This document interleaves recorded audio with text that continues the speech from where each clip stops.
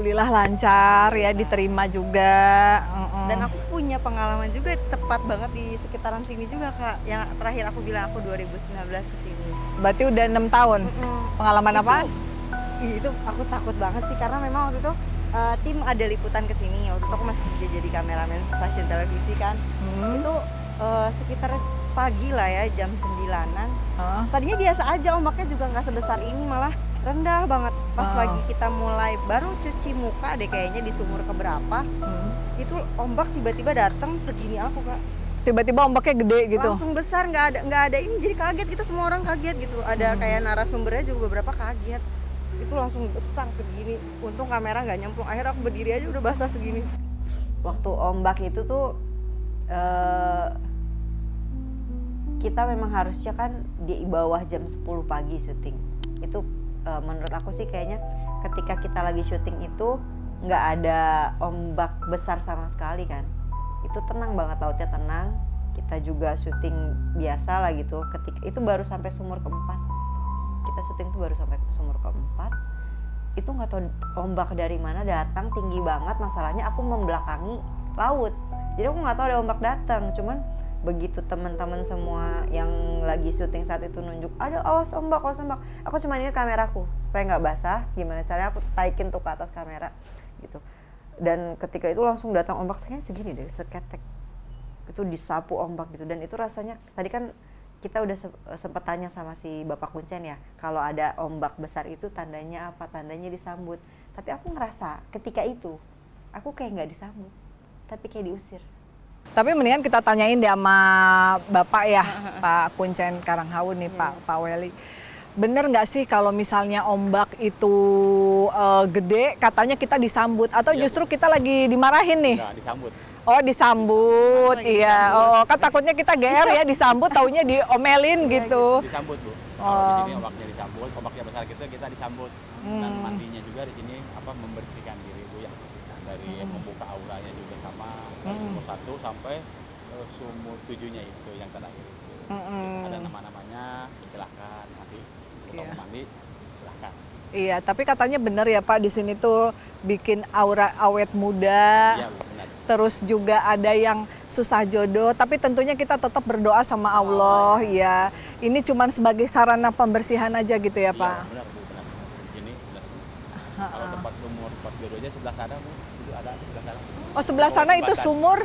Itu sumur lopenya itu. Oh, sumur lop, ada sumur lop. Ya, gitu. Iya. Aku pernah waktu itu bawa Tia sama Dery di situ, sumur lop. Yang 2 itu. Yang 2, oke. Waktu bawa Tia sama Dery gimana Kak? Tetap sih ada. Masih. Jadi lopnya nambah gitu. Enggak deh, bercanda. Tapi Bapak bisa memperkenalkan sumur-sumur dulu buat teman-teman yang Bisa Bu, bisa. nggak tahu sumurnya apa aja. Yang pertama apa? Itu di sana. Yang pertama nomor 1 ini sumur. Ini membuka auranya Bu. Membuka aura, oke. Nah ini sumur pertama buka aura. Buka aura gimana Pak? Aduh, Ke bawah. ih nyerinya. Yang kedua di bawah. Ada apa Pak? Ini. Itu yang sumur 1 buat membuka auranya, yang kedua sebelah sana.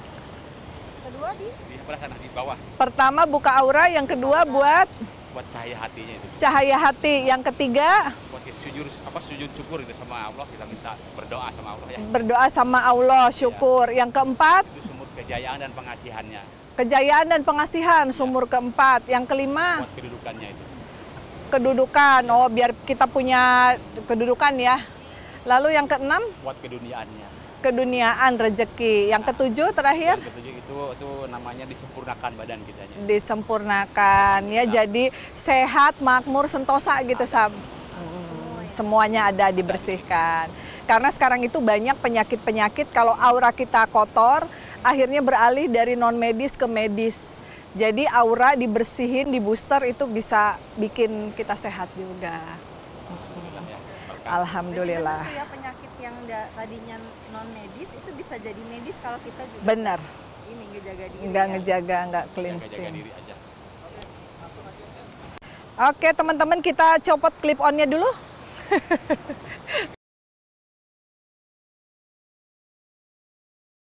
Sebetulnya memang seharusnya yang namanya mandi atau melukat itu memang memakai pakaian adat ya, jadi lebih sopan. Kalau melukat atau mandi lebih baik memang memakai pakaian yang berwarna putih atau berwarna kuning.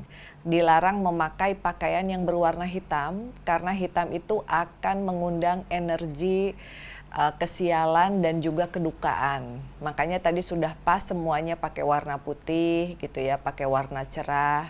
Dan ibaratnya kita sedang di tempatnya Ibu Ratu harus sopan, memang seharusnya seperti itu.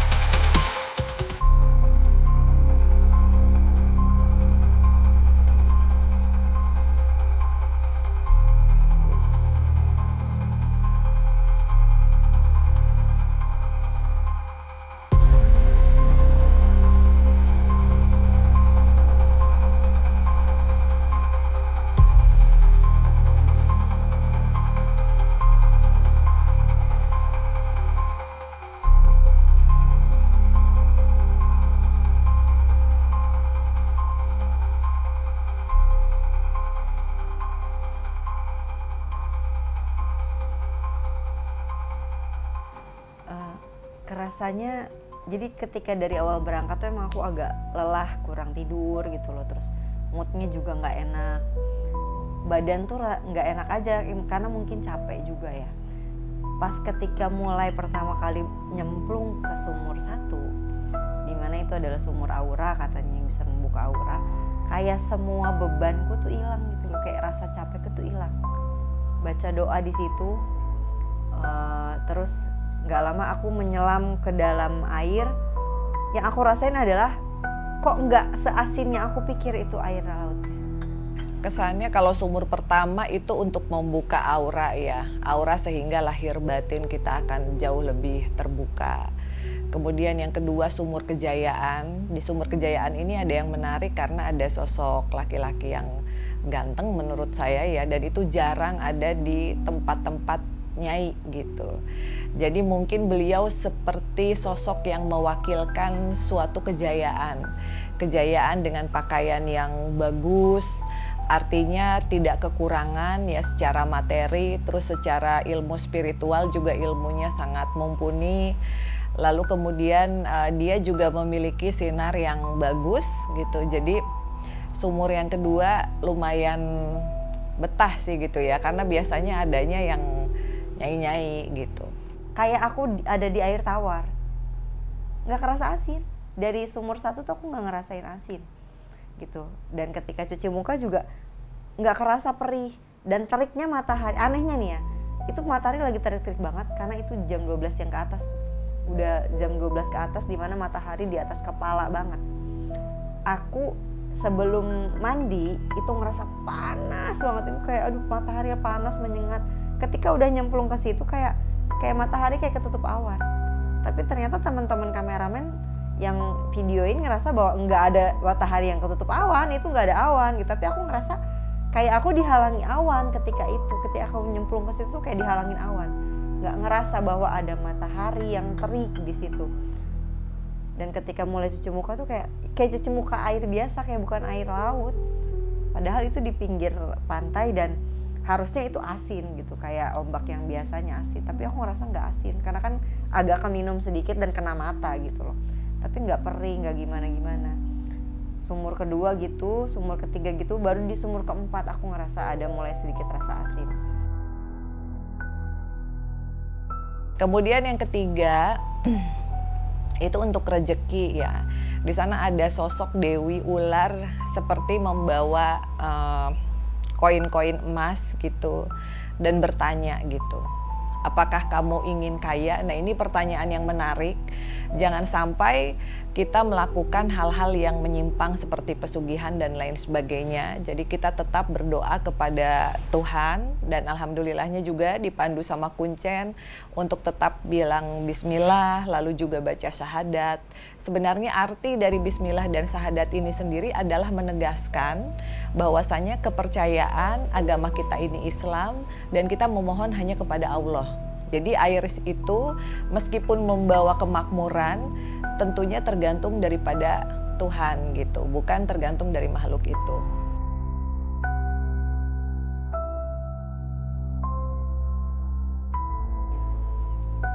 Jadi semakin aku memasuki sumur, semakin kayak kok ringan ya badanku gitu. Aku ngerasa bisa bernapas lebih lega. Terus ada hal aneh di kepalaku yang aku rasain ketika, aku lupa itu di sumur berapa, yang posisinya itu sujud. Itu di sumur 3 ya, itu posisinya sujud. Jadi kulit kepalaku yang ada rambutku nih semua, itu rasanya kayak ditusuk jarum gitu ketika sujud, kayak ditusukin jarum gitu. Tapi lama-lama itu mereda. Aku tanya sama mamiku, deh Kak, ini kenapa ya kepalaku ditusuk jarum? Ya mungkin itu yang nempel-nempel negatif selama ini itu bisa kebuang, kebersihin di situ. Kemudian yang keempat ya, yang keempat air sarana untuk melebur. Untuk melebur dengan semesta apa yang selama ini ada hal-hal yang kurang baik di dalam diri kita, sekaligus menolak malapetaka. Kemudian juga selanjutnya yang kelima ada air untuk pembersihan segala macam penyakit agar makmur dan sentosa. Kemudian yang keenam, ada satu air yang dihuni oleh banyak sekali leluhur di sana. Mereka seperti sedang ngaji gitu ya, berkumpul di lautan, dan mereka seperti memblessing kita. Jadi makna dari sumur itu sendiri saya masih belum terlalu paham ya. Dan yang terakhir, yang ketujuh, pada saat kita menyeburkan diri sebanyak 7 kali, itu di sana ada cahaya yang saya yakin itu merupakan cahaya dari Ibu Kanjeng Ratu Kidul sebagai penyempurnaan bahwasanya segala hal-hal yang negatif di dalam diri kita sudah dilebur oleh semesta. Kita mulai lagi dari nol, kita mulai lagi memperbaiki diri, berusaha dengan baik, dan kalau memang sudah sukses, jangan lupa untuk bersedekah ya. Bersedekah itu kepada semua makhluk, baik yang terlihat maupun yang tidak terlihat. Jadi sedekah kepada anak yatim penting, sedekah kepada alam semesta juga jangan sampai lupa gitu.